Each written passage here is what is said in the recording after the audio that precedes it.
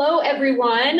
Welcome to our first in-person Copenhagen Center event at Stevens College. But we also have our friends on Zoom today. So thank you all for joining us. And I want to mention that this workshop is being recorded and it will be available on our YouTube and our website as well, copenhagen.stevens.edu. And I'd like to start off just by thanking the Florida International University and their Copenhagen Center, including the director, Dr. Lillian Lodge Copenhagen, as well as our Copenhagen satellite centers, so Rowan University and Marymount University, for their continued partnership. Our annual conference is also coming up, so to plug that a little bit, it's hosted by FIU. We're very excited about it on October 20th. And that will go from 12 to 2 p.m. Central Time. And it will be a virtual event that is free and open to all.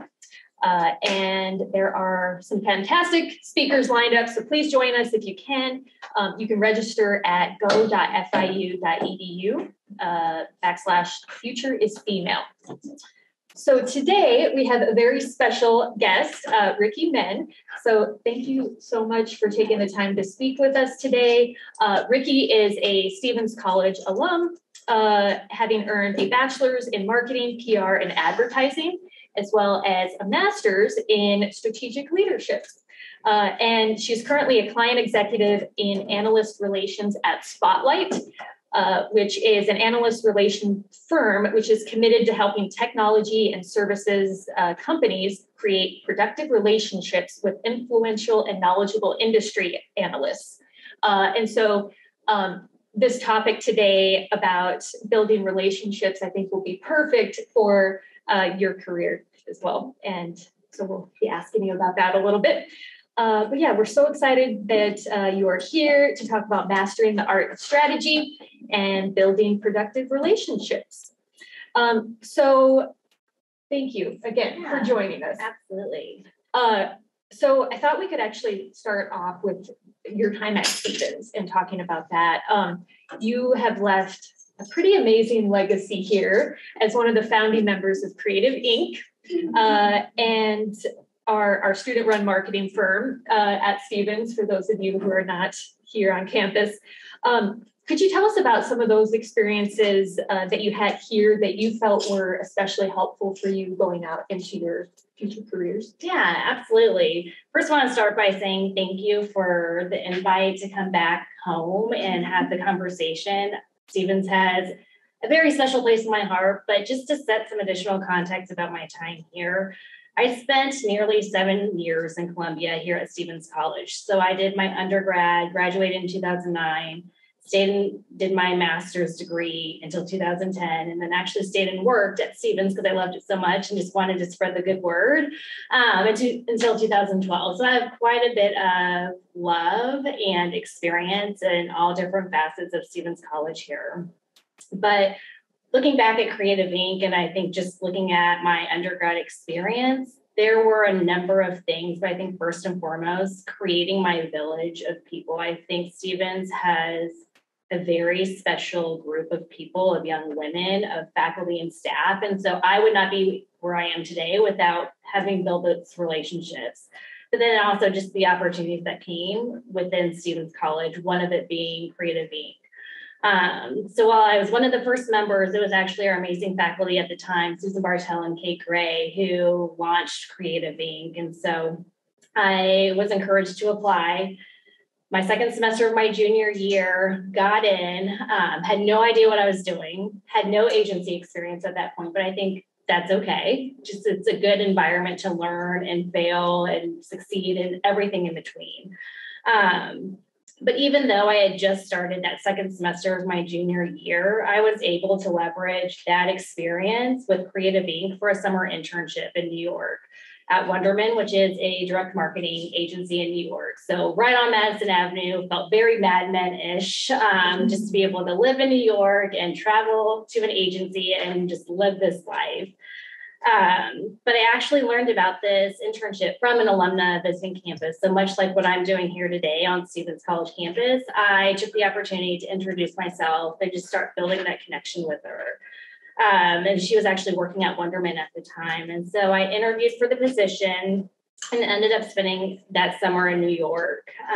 So since then, I've had a lot of internship experiences, but my summer at Wonderman was probably one of the most enlightening, most thoughtful internship programs that I've ever been part of. So it was very hands-on with an assigned mentor. I also had the opportunity to work with clients. So I had that FaceTime with clients in that experience. I had a number of at-bats, and to be able to be put in front of leadership at Wonderman was just an experience that I hadn't had before, but was able to use that as my summer internship for Stevens College.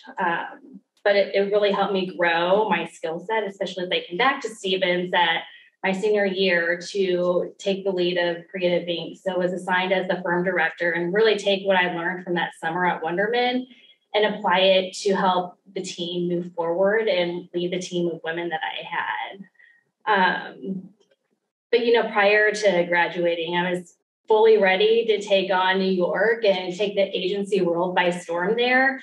But actually, I remember talking to my advisor at the time, and she was like, you should certainly apply for the graduate assistantship that we have here, knowing that you're interested in the master's program. I just myself and who I am, I take every opportunity that comes my way. And the worst that could happen is I get denied, I don't go, I go off to New York.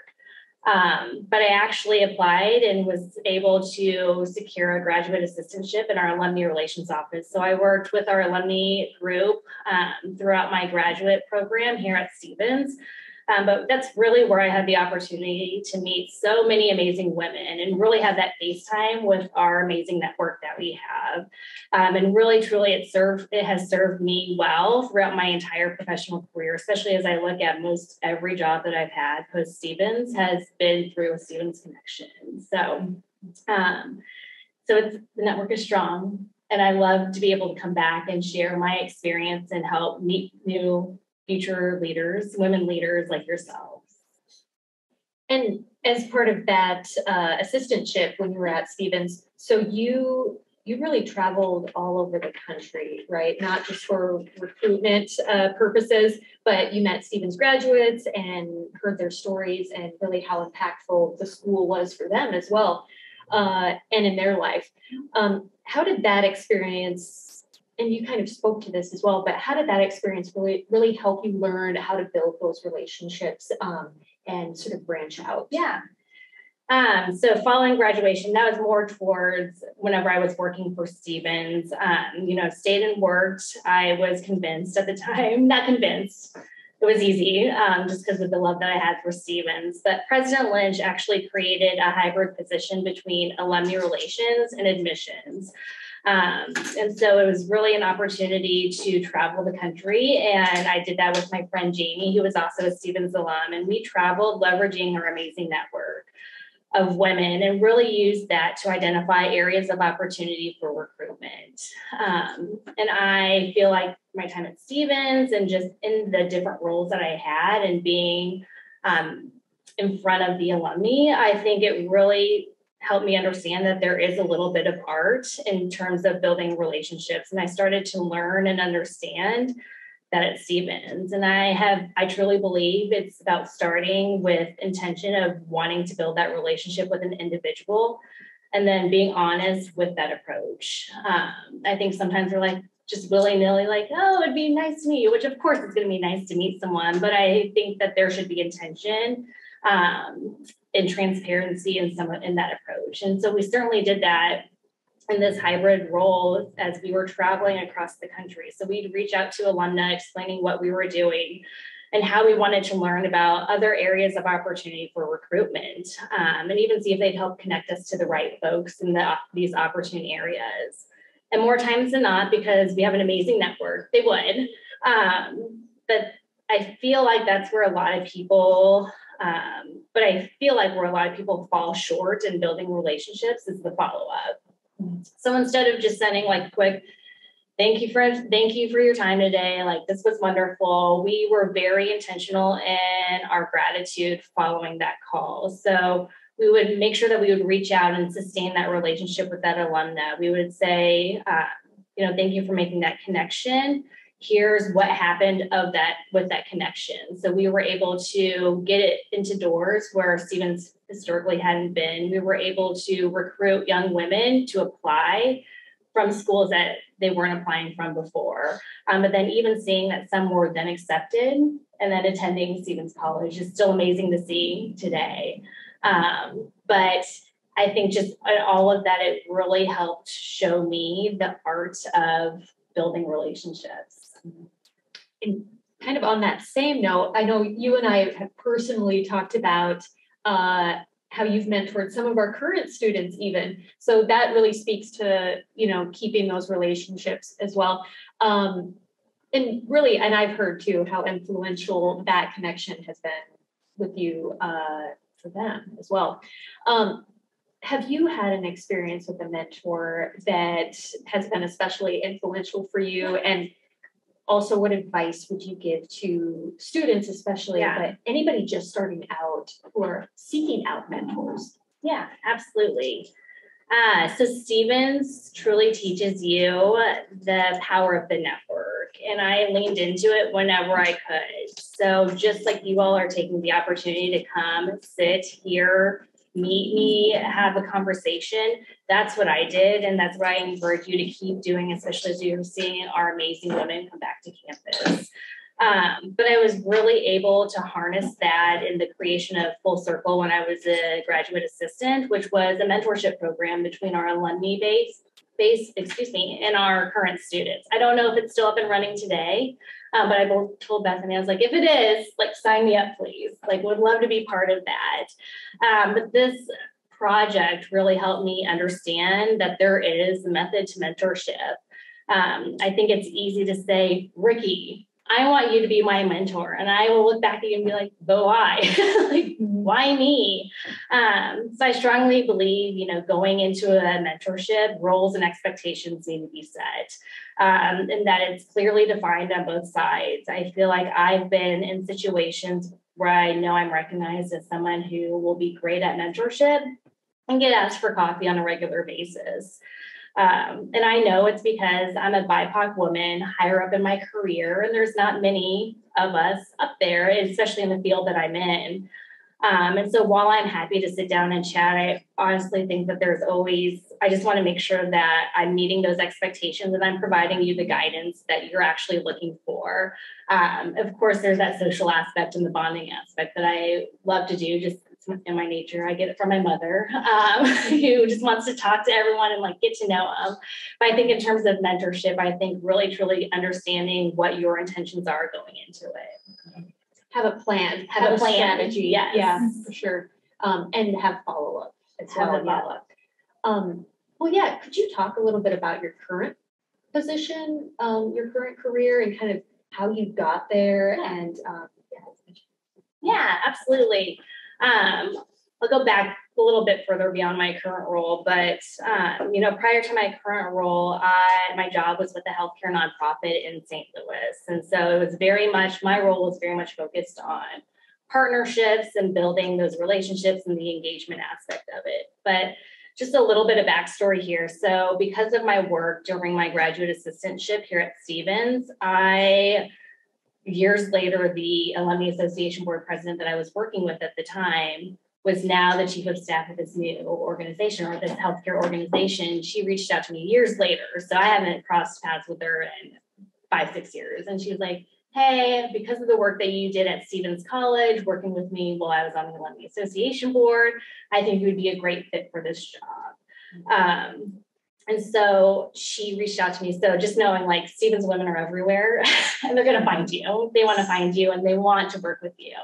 But I spent nearly 7 years in my role building a network of community partners and on behalf of my organization. So one of my main responsibilities was maintaining relationships. Was maintaining two 30-member advisory boards. which meant that I was always actively recruiting because people would naturally roll off if they were to leave their organization, move out of town, whatever it may be.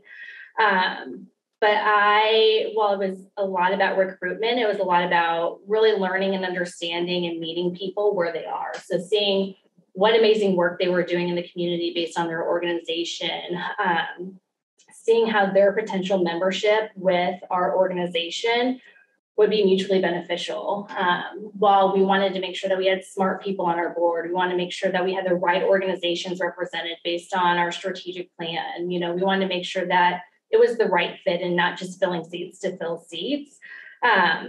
While some of it was recruiting, a lot of it was sustaining those relationships. And so this really taught me that relationships are work. So that's just one aspect of that role, was staying in touch with 60 people. I did it in a conscious way and showing that effort that I reached out to every board member on a regular basis outside of our monthly meetings. And it was really because we wanted to make sure that when it came time to having them join us for an initiative or join us, we needed an ask of them, that we weren't just coming to them, because no one wants you to come and just ask you for something just out of the blue. Like, you need to build those relationships. So that was really my role, is just to make sure that I'm touching base with people over time and really understanding who they are as a person, recognizing that, hey, Joe doesn't really like to engage in a large public meeting. I need to meet with Joe on the side. So let me meet with Joe and see where he is and see how we can grow that relationship, and from both sides of it too. But I really learned that same concept applies to the work that I do in analyst relations today, and helping my clients build those productive, influential relationships with industry analysts. So while it's a little more technical in nature on the analyst relations side, I'm coaching my clients to be top of mind for these analysts. That analysts know that when their clients come to them and say, I need a vendor in this particular space, who do you recommend? That I'm helping build that connection and saying, you need to beef up your go-to-market. You need to look at how you're addressing the market trends that are evolving over time. And so we want to, make sure that my clients are seen as thought leaders in the space with these influential analysts. So I tell my clients all the time that analyst relations is a long-term game, and it takes time to build those relationships. And I think the same thing can be applied and understood just across the board in mentorship in general. Yeah, so maintaining those relationships, so for many reasons, but so that, when you know what you want, you know who to go to, but then you're also not cold calling them, that, right. You've built that relationship and that trust there as well. Very important. And I do also want to mention to anybody on Zoom, if you have any questions that come up, please put them in the chat and we'll make sure to get them over to you. And also to anyone here today, if you have any questions, please feel free to raise your hand. Yeah. So any questions so far out there? Well, also, so at your current position, you have an internship program as well. And is there, and this is something that, again, here is your connection at Stevens for a potential internship or job in the future. Did you want to speak about that a little bit? Yeah, absolutely. So Spotlight Analyst Relations, we're based in Kansas City, Missouri, but have a number of remote folks across the country. This past summer was actually the first summer that we had a built out formal internship program. I think we brought on about 5 interns, spanning our business everywhere from business development to marketing, to data and analytics. So next year, because of the success of that program, we've already opened up summer 2023 internship applications. So I encourage everyone who is interested to apply, and I would love to be able to help make that connection for you as well. I believe just because of the sheer success that we had with the internship program this summer, and we actually extended job offers to, I think, 4 of the 5 interns, some who are starting part-time just given their school schedule this December, but most of them have job opportunities as they're graduating in May. But because of that success that we saw from the summer, we're looking to summer 2023 and expanding that program. I want to say, I think like 10 interns.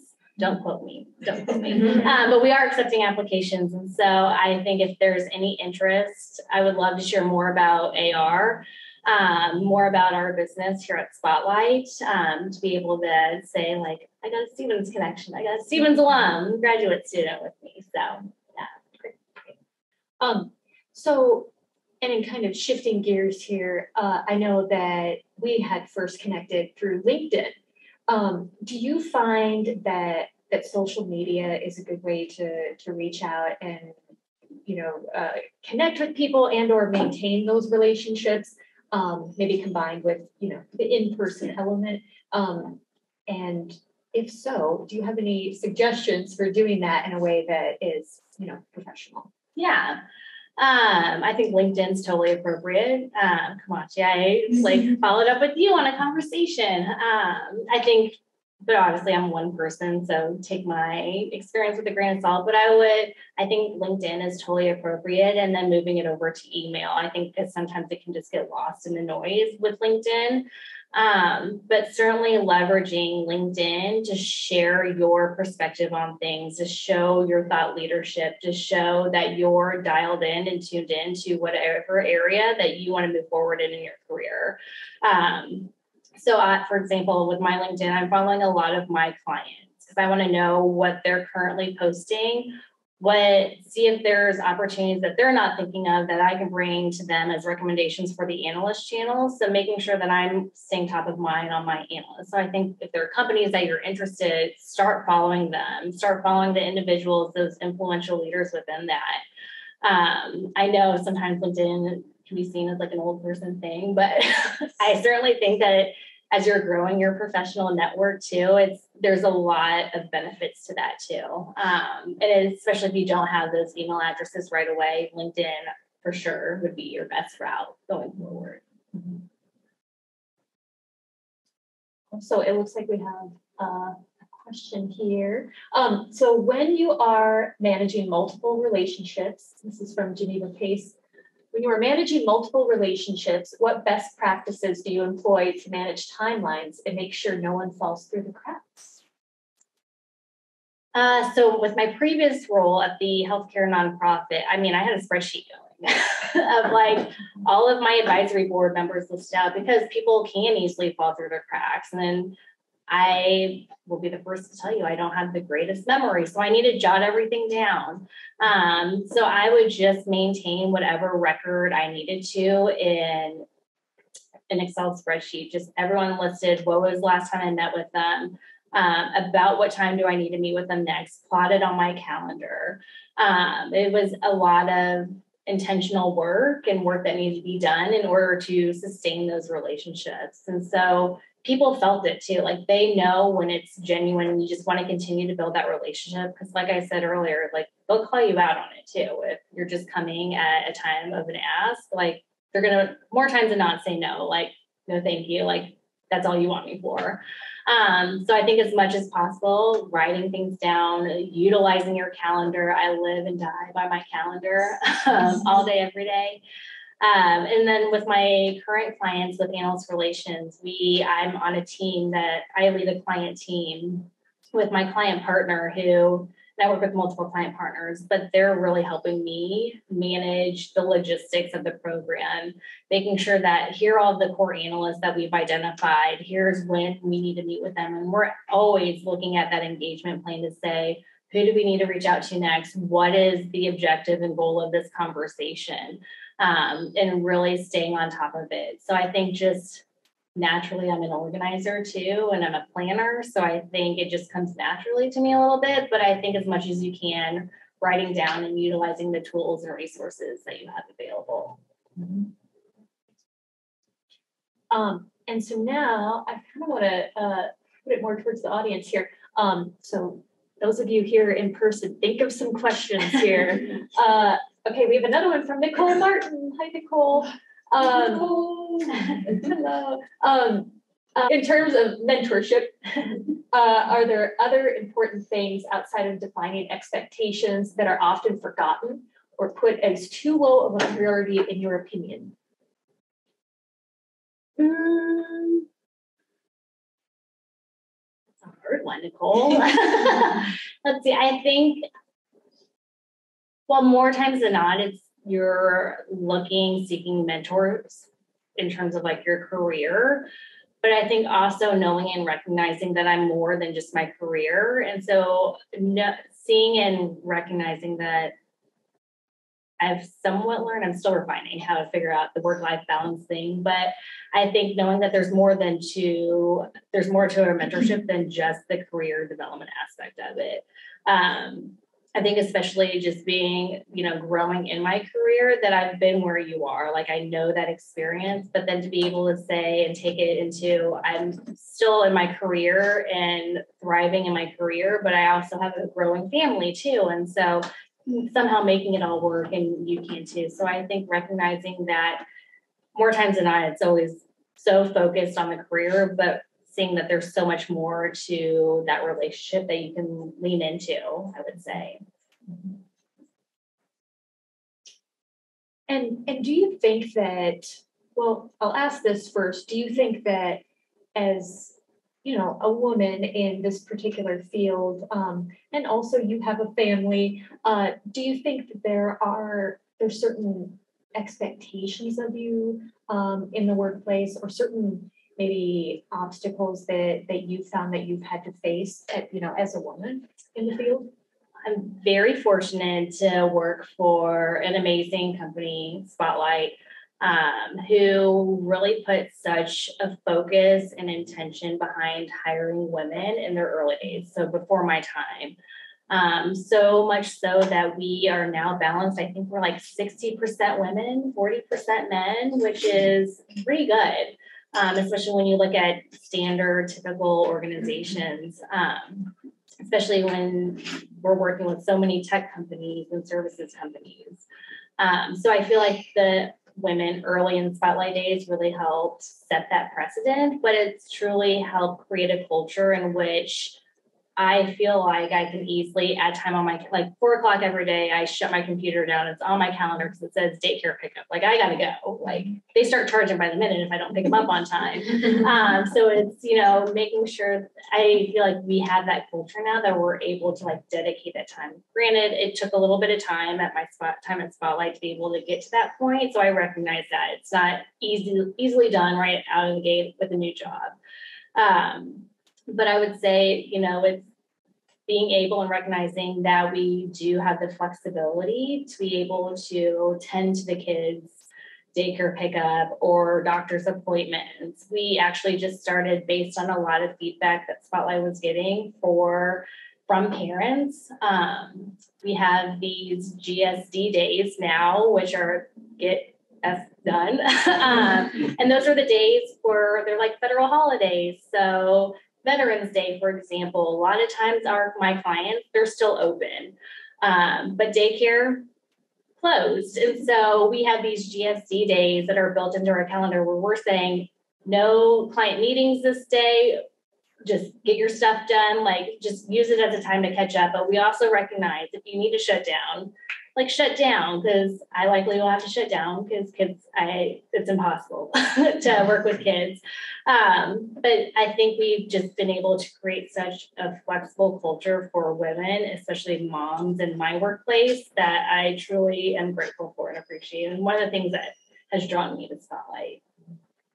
So yeah, getting to know what company you are working for too, and researching them and making sure that they will support you as women, or a person with a family, and that they will support you in that. So yeah, what other questions do we have from the audience, either on Zoom or in person here? Yes, SJ.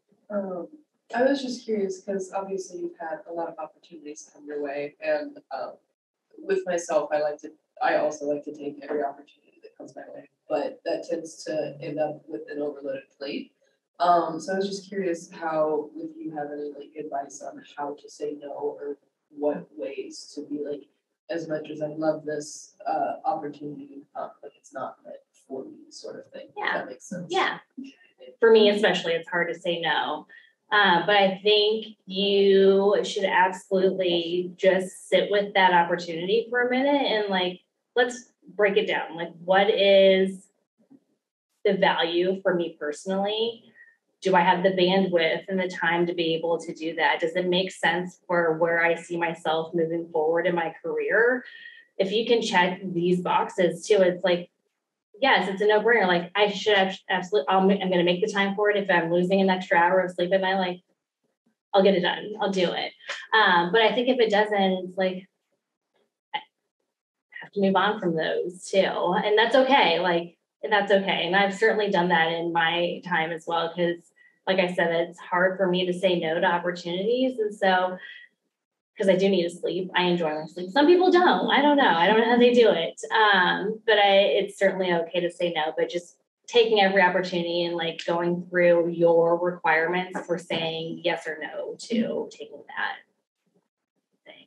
And weighing the pros and cons and yeah, is it ultimately worth it for you and your journey, your trajectory? Yeah, great question. Yeah, coach. So yeah, as I mentioned before, I'm like this is my last semester. So I've been like applying like job right now. And then whenever I see, I check LinkedIn, I can see like how many people already applied to the position. Then sometimes it's like 200 people. And then that number like makes me so nervous. And I just feel like, okay, like maybe I should apply another company because yeah, I don't know, the number kind of it can be daunting. Me, Yeah. Yeah. But like, and I know a lot of people have amazing resume and like cover letter. So like how I can like, yeah, like how I can stand up and then like compete with them. I don't know. Yeah, that's my question. You have to use your network. So I think whatever you want to do, I know we have so many, you said you wanted to move to New York, right? Mm-hmm. So we know that we have such a strong, amazing base in New York. Like go upstairs to the alumni relations office and be like, who's in New York? What are they doing? And like start making those connections. Much like you reached out to me when I was in St. Louis to have coffee and conversations. People are going to be like, absolutely will take advantage of that too. I think there's just this culture here at Stevens that we want to help one another. And I think that's what makes us so special. So I think just putting yourself out there and starting with that short list or long list, I don't know how many women are out there. But based on what you want to do, I think just start emailing and seeing where people work and get a good understanding of, life in New York from their perspective. Like I said, most of my jobs following graduation were from a Stevens connection. Even so, like, for example, whenever I left Stevens, I went to work at WashU School of Medicine, and there was a Stevens alum working there. And she was like, let me know when you apply, but also send me your resume, and I'll make sure, the appropriate person, so it doesn't get lost in the HR world when it goes through those resume screening things. And so absolutely take advantage of the network and leverage it. I think as much as you can to be able to work around those bots and the AI to get around the resume screeners. I think that's going to be my number one advice there is reach out to your network. Yeah. Thank you. Yeah, absolutely. It's been I was just telling you this before we started, but not being a Stevens woman myself, coming into it and seeing the camaraderie here and seeing all of the connections and the alumni and how everyone they want you to succeed. The graduates here, they are out there and they're doing great things and they want to hire Stevens women for their open positions. And I think, that's great advice. Use that connection because they want you to succeed and they want to hire you. Keeping those relationships going, starting the relationships, keeping them going. Absolutely. Oh, Nicole's got another question. It's okay. We want questions. Great. Do you have a horror story about relationship building? That's a good one. Thanks, Nicole. Horror story. I don't know about horror stories, but I think as I was thinking through like what advice I would give is recognize when a relationship's not really fulfilling what you need or it's working. I think you'll get to a point where you feel like you're exerting way too much energy into this and not getting anything back out of it. So I think recognize when it's okay to back down. Now I'm trying to think of like a horror story. I've been very fortunate in like my many coffee chats and many meetings that haven't been horror. Or they just haven't, or I just dated, I don't know. Maybe they haven't, and I just haven't recognized it. So I guess kind of along those, that same thought, have you ever had a time in your career where you realized that things weren't going in the direction that you wanted your life and your career to go in, and you had to pivot? Like we talk a little bit, in this program about like the pivot and having, you're going on an intended direction and you kind of know where you want to end up. But there's a point in there where you realize that things are not going as planned, but also that something needs to change, right? Like, have you ever had that point in your career where you've had to pivot? Absolutely. Yeah. So I spending 7 years in St. Louis for a healthcare nonprofit. I really was like, okay, I'm going down either the healthcare avenue or nonprofit. And really, I think just given how I've grown up, and I have a lot of my grandmother in me too, that she just had this philanthropic heart and wanted to give back. So the nonprofit life most definitely resonates with me. And I truly thought, okay, 7 years of healthcare nonprofit, like this is where I'm going. I'm going down this path. But finally, but as I was like nearing the end of my tenure at this organization, I was like, I'm having a panic. Is this really what I want to do? Like, do I want to continue this? The nonprofit world, is this something that I want to pursue? And so that's scary at that point. How old am I? Like 2 years, mid-30s. I was like, I should know what I want to do with my life by now, but apparently I don't. And I'm going to pivot into the for-profit tech consulting world. And so it's just totally different. It's been a huge pivot and shift. And so it was scary. It was definitely scary at first. And there was a lot of that imposter syndrome where I was like, I don't know analyst relations. I remember one of my first clients was an IoT platform. I was like, I don't even know what IoT stands for. It's Internet of Things. I've since learned and had to like YouTube and do the IoT 101 and figure out what my client was actually doing. There was a lot of that imposter syndrome. And I think just over time and remembering like it's more than the AR, and I'm recognition that I'm not the smartest person in the room, that I'm not seen in my role at AR as the expert in IoT. I'm the expert in analyst relations and building those relationships. And so I need to lean on my clients to help educate me on what IoT is. And I think, and they're more than willing to do that because they want you to recognize like, you're not just AR, but you are our AR partner and we are the client. We want to help you learn our business so that you can make those solid recommendations for the analyst channel. So it took a little bit of like, is this right for me? I think this is right for me. It took a good probably 9 months in that role where I like finally got my feet underneath me. But it was certainly a pivot.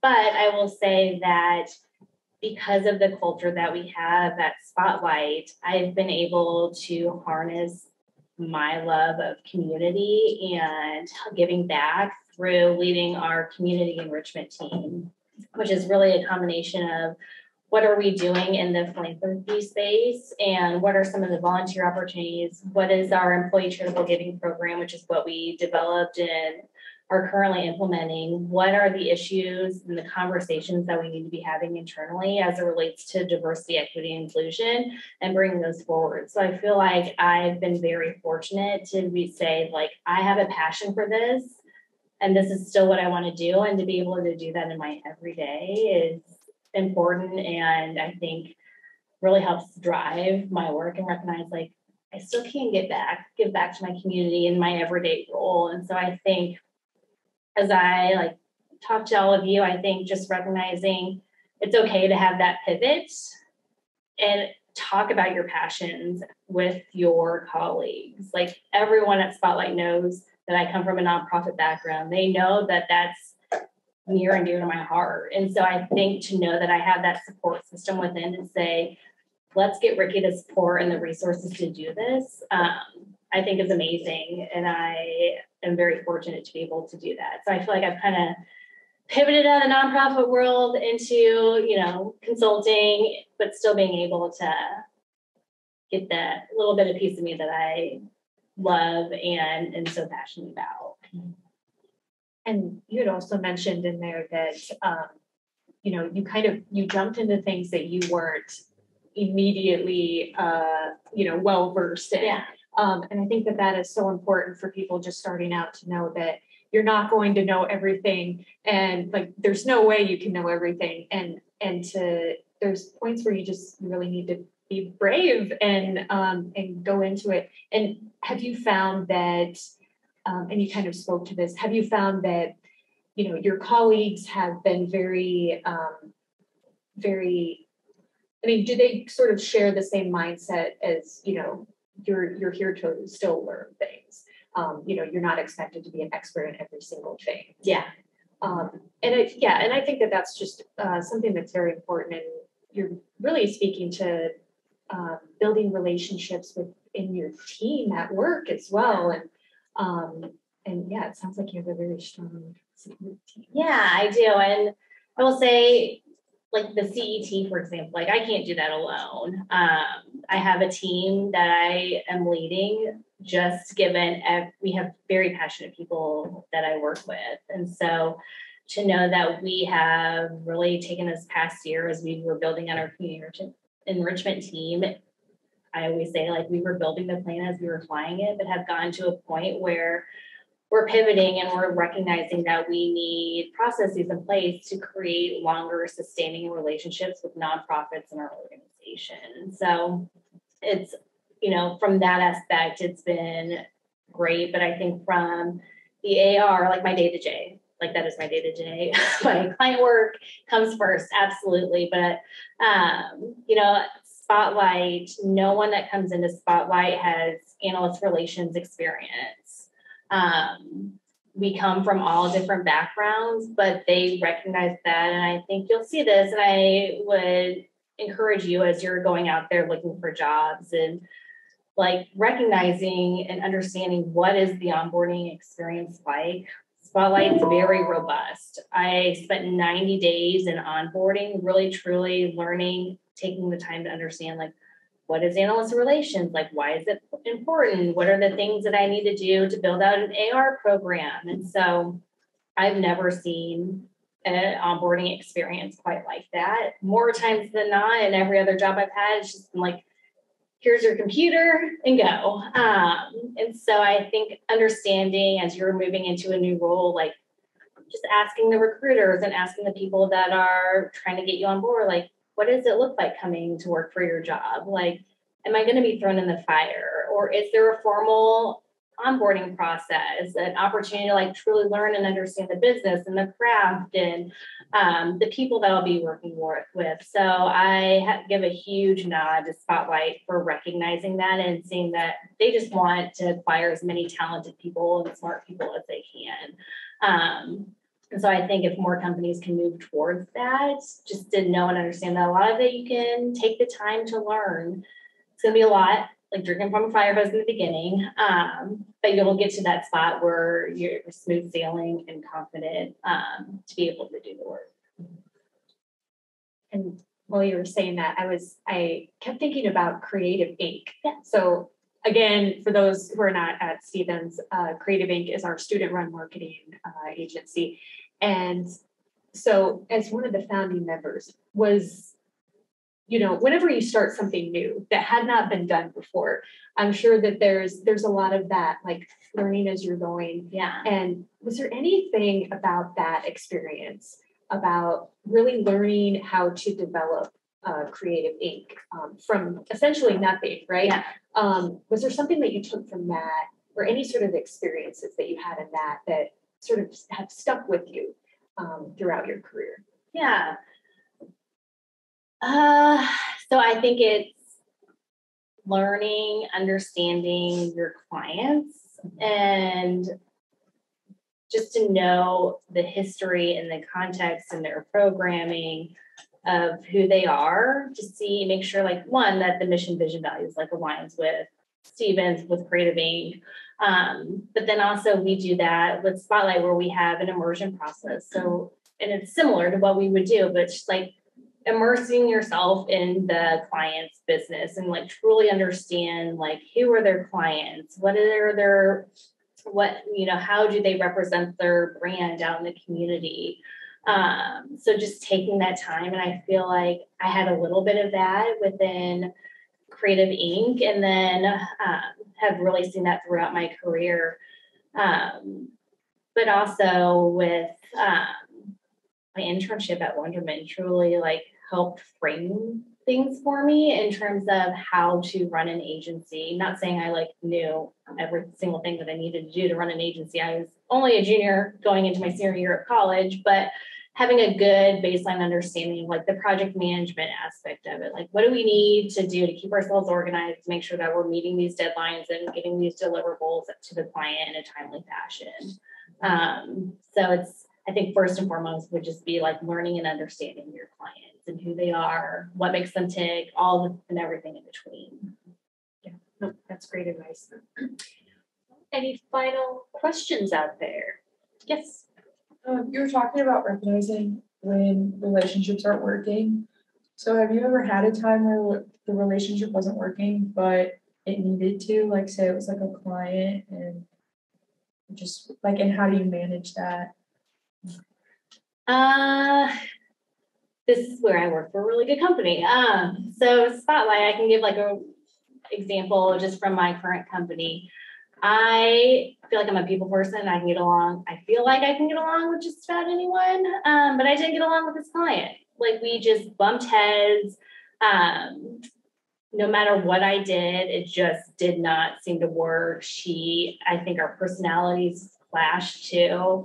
And so me being me, take it personally, right? Because I'm like, well, why don't you like me? Like, please? And so I like had to step back and like recognize, like, okay, Rikki, like, not everyone's going to like you, and that's okay. And so just having that conversation with my manager and then the owner of our company, I was like, I don't want this relationship to, my relationship with her to impact the company as a whole. And so recognizing, like, I'm not the right fit for this client. I think you need to bring on another client executive. And I will never forget that the owner of the company of Spotlight was like, I will get rid of them before I get rid of you. So we will transition you off of this to bring someone else in. So I think having built that relationship and having that reputation that I do know what I'm doing, we just don't get along, can go a very long way. And so that's like one just recent example where I was like, I got to walk away from this. I can't do this. Like, my mental health is going and I'm losing sleep over this at night. And so just having the conversations, and I would say too, in this regard, I started having those conversations with my manager as soon as I like noticed that this wasn't going to work. So it took several conversations leading up to when I was like, I can't do this anymore. And so just to be able to walk away from that, but still have the support and saying, just because you are no longer working with this client or you lost this client, like, we're not going to get rid of you.